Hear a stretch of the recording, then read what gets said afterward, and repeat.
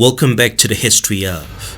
On today's episode, we're looking into one of the most intense moments in Christian history, Martin Luther and the Protestant Reformation. Imagine standing up against an entire system and risking everything because you believe it's wrong. That's what Luther did. He saw the Catholic Church selling indulgences, basically tickets to heaven, and said, "This isn't what Jesus taught." Ephesians 2:8-9. Luther believed salvation was through faith alone, not by paying money. And remember when Jesus flipped tables in the temple because they turned it into a marketplace? Matthew 21:12-13. Well, Luther was flipping spiritual tables. So, without wasting more time, let's jump right into it.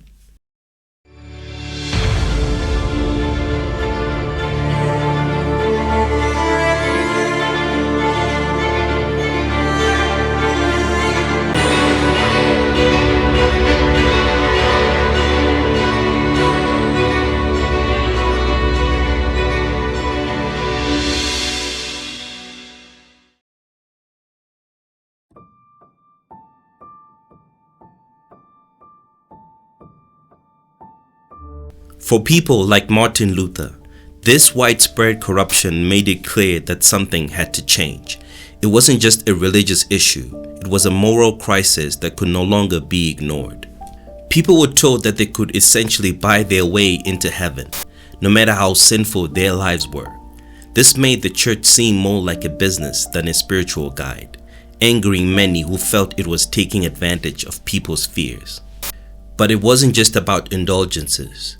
Church leaders, including the Pope, were living like royalty, while many common people were struggling to survive. Priests were often poorly educated and more focused on their own wealth and power than helping their communities. The sale of indulgences wasn't just limited to ordinary people. Even the rich and powerful paid large sums to the church, further deepening the divide between the wealthy elite and the struggling poor. In fact, Pope Leo X used the money from indulgences to fund the lavish construction of St. Peter's Basilica in Rome, a project that symbolized the church's priorities being out of touch with the needs of everyday believers. For people like Martin Luther, this widespread corruption made it clear that something had to change. It wasn't just a religious issue, it was a moral crisis that could no longer be ignored.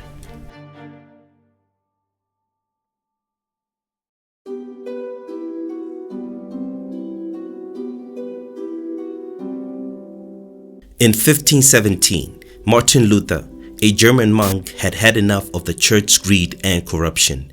He wrote 95 arguments, known as the 95 Theses, that criticized the church, especially the selling of indulgences.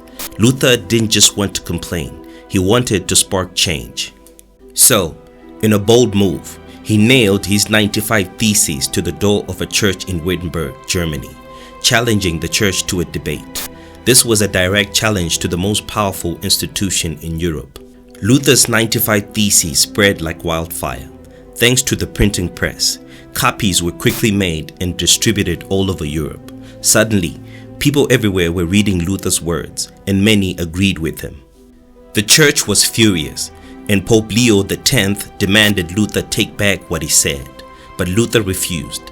His bold stand against the church made him a hero to some and a dangerous enemy to others. This set the stage for a huge religious shutdown. One of Luther's most provocative claims was that the Pope didn't have the authority to forgive sins, a direct blow to the heart of the church's power structure.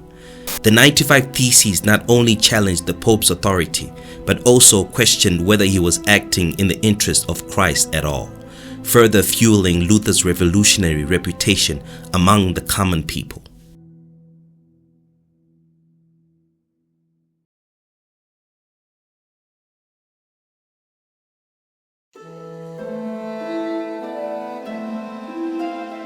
At the time of the Reformation, the Catholic Church wasn't just a religious organization, it was a major political power. The Pope controlled vast amounts of land, wealth, and influence, not just in religious matters, but also in the governments of Europe. Local rulers, especially in places like Germany, were sick of the church interfering in their affairs. Many felt that the church was more interested in collecting taxes and making money than helping people find God. For these rulers, the Protestant Reformation wasn't just about religion, it was about gaining political independence. Breaking away from the Catholic Church meant they could control their own lands, taxes, and laws. Supporting Luther's ideas gave them a reason to kick out the church and keep its wealth for themselves. This created a deep divide in Europe, with some rulers siding with the Pope and others embracing Protestantism as a way to get out from under the church's control. Some rulers who supported Luther seized church lands and wealth for themselves, redistributing these resources among their followers and boosting their own influence. The Reformation gave rise to wars and political struggles across Europe, such as the 30 Years' War, as Protestants and Catholic forces battled not just for religious control, but also for economic and territorial gain.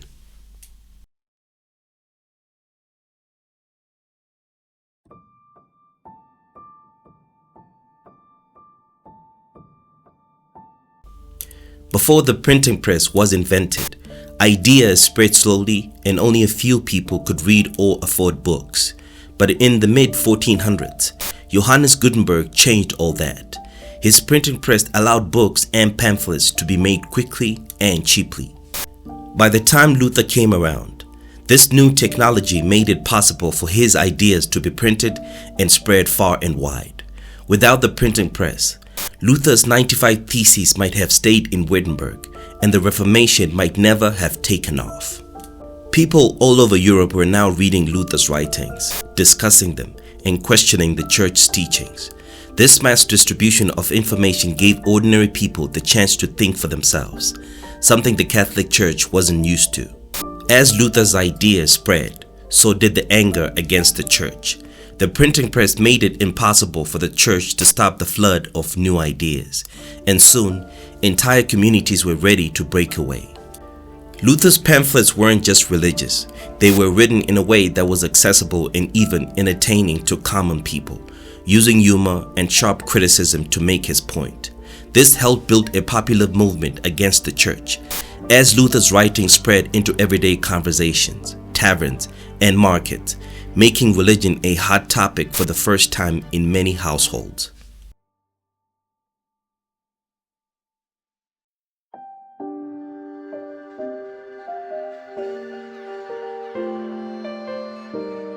The Renaissance was a time when people started thinking differently about the world and their place in it. Humanism, a key idea from the Renaissance, emphasized the value of individuals and their ability to reason. People began to question long-standing traditions, including the authority of the Catholic Church. Humanists encouraged people to read the Bible for themselves and not just accept whatever the church told them. This was a radical shift in thinking and set the stage for the Reformation. This new way of thinking gave rise to the idea that people didn't need the church to have a personal relationship with God. It empowered individuals to interpret religious texts on their own. For Martin Luther, this was a game changer.